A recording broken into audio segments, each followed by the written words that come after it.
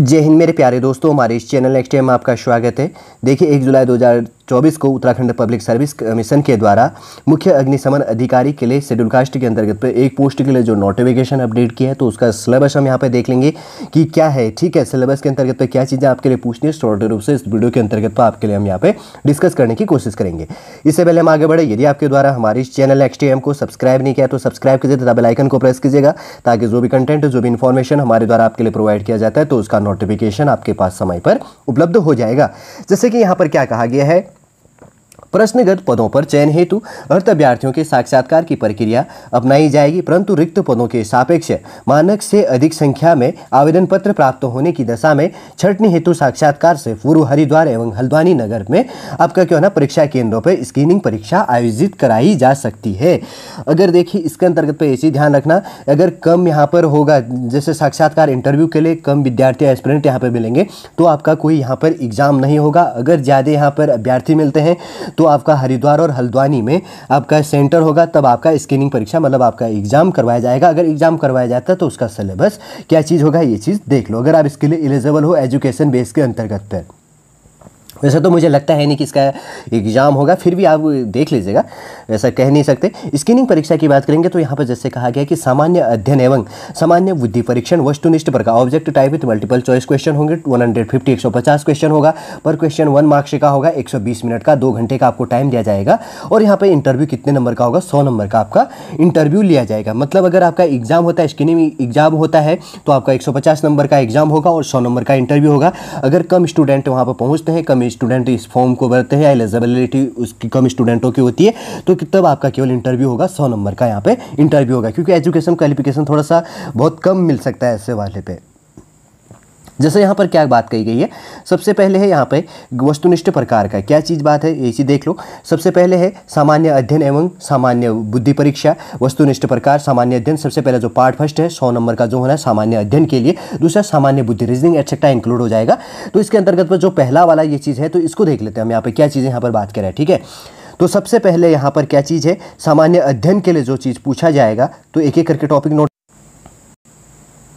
देखिए। यहाँ पर सबसे पहला टॉपिक है, कौन सा टॉपिक है, सामान्य विज्ञान एवं कंप्यूटर से संबंधित आधारभूत जानकारी। आपसे जनरल साइंस और कंप्यूटर से टॉपिक रिलेट किया जाएगा, जिसके अंतर्गत सामान्य विज्ञान एवं कंप्यूटर संचालन की आधारभूत जानकारी, संबंधित प्रश्न विज्ञान एवं कंप्यूटर की सामान्य समझ एवं दैनिक जीवन में इनके अनुप्रयोग, परीक्षण एवं अनुभव पर आधारित होंगे। दोनों की ऐसी शिक्षित व्यक्ति से अपेक्षित है कि जिनका विज्ञान या कंप्यूटर की किसी भी शाखा में विशेष अध्ययन न हो। ठीक है, नॉर्मल पूछा जाएगा आपको। सेकंड टॉपिक है भारत का इतिहास तथा भारतीय राष्ट्रीय आंदोलन से। जैसे इसमें क्या कहा गया है कि भारत का इतिहास तथा भारतीय राष्ट्रीय आंदोलन के अंतर्गत प्रश्न प्राचीन, मध्यकालीन और आधुनिक भारतीय इतिहास के राजनीतिक, सामाजिक, आर्थिक एवं सांस्कृतिक पहलुओं की व्यापक जानकारी तथा भारत के स्वतंत्रता आंदोलन, राष्ट्रवाद के विकास एवं स्वतंत्रता प्राप्ति पर आधारित होंगे। फिर थर्ड टॉपिक है भारतीय राज्य व्यवस्था एवं अर्थव्यवस्था से। भारतीय राज्य व्यवस्था एवं अर्थव्यवस्था के अंतर्गत प्रश्न भारतीय राज्य व्यवस्था, संविधान, पंचायती राज, सामुदायिक विकास तथा भारतीय अर्थव्यवस्था एवं नियोजन की व्यापक विशेषताओं की समझ पर आधारित होगा। फिर उसके बाद में फोर्थ नंबर है इंडियन ज्योग्राफी एंड डेमोग्राफी है, भारतीय भूगोल और यहाँ पे जनांकिकी। इसके अंतर्गत प्रश्न भारत के भौगोलिक, पारिस्थितिकी और सामाजिक, आर्थिक, जनांकिकी पक्षों की व्यापक समझ पर आधारित होगा। 5 नंबर है समसामयिक घटना की बात करेंगे तो इसके अंतर्गत प्रश्न समसामयिक उत्तराखंड राज्य तथा राष्ट्रीय एवं अंतर्राष्ट्रीय महत्व की घटनाओं, खेलकूद सहित की समझ पर आधारित यहाँ पर समसामयिक घटना से रिलेटेड आपको पूछा जाएगा।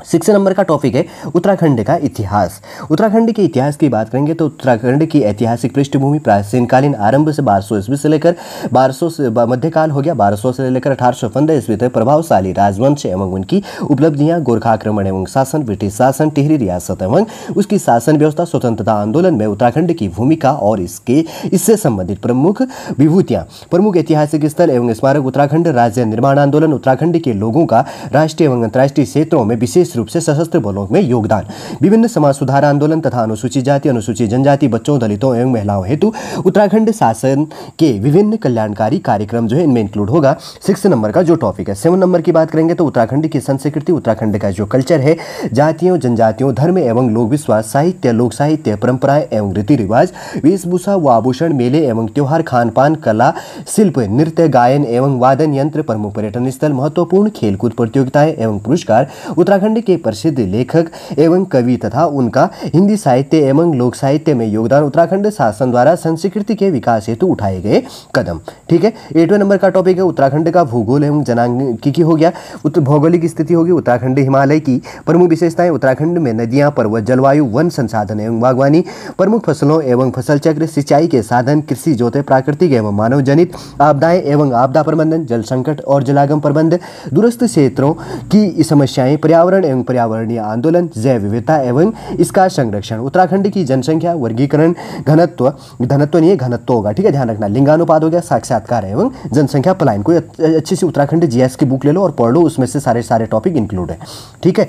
9 नंबर की बात करेंगे तो उत्तराखंड का आर्थिक राजनीतिक एवं प्रशासनिक परिवेश है। सबसे पहले है राजनीतिक एवं प्रशासनिक परिवेश में उत्तराखंड में गठित सरकारें एवं उनकी नीतियां। दूसरा है राज्य की विभिन्न प्रकार की सेवाएं, प्रदेश की राजनीतिक एवं प्रशासनिक व्यवस्था, पंचायती राज हो गया, सामुदायिक विकास तथा सहकारिता।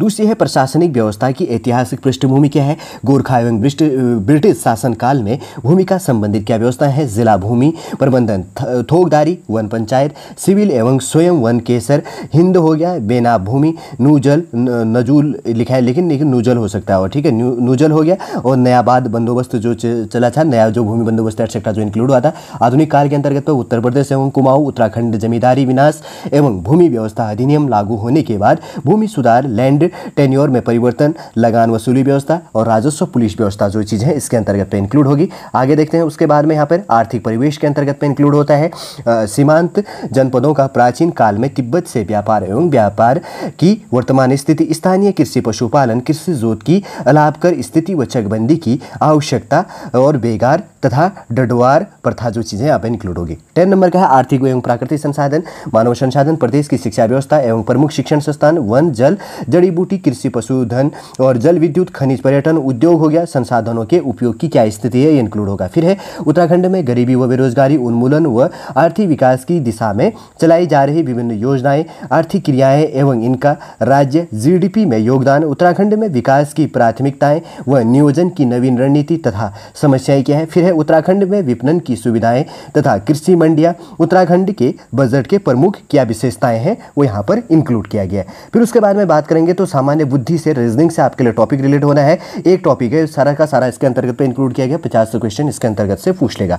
सामान्य बुद्धि से इसके अंतर्गत प्रश्न सामान्य बुद्धिमत्ता से संबंधित होंगे, जैसे शाब्दिक और गैर शाब्दिक दोनों प्रकार के प्रश्न होंगे और इसमें सादृश्यों, समानताओं तथा अंतरों, स्थानीय कल्पना, समस्या समाधान, विश्लेषण, निर्णय लेना, दृश्य स्मृति, विभेद, अवलोकन, संबंध, अवधारणा, अंकगणितीय तर्क, शाब्दिक एवं चित्रात्मक वर्गीकरण, अंकगणितीय संख्या श्रृंखला आदि सम्मिलित होंगे। इसमें अभ्यर्थी की योग्यता का सामान्य विचार और संकेत और उनके संबंध, अंकगणितीय गणना तथा अन्य विश्लेषणात्मक कार्य आदि के भी प्रश्न इसके अंतर्गत पे शामिल किए जाएंगे। ठीक है, समझ गए होंगे।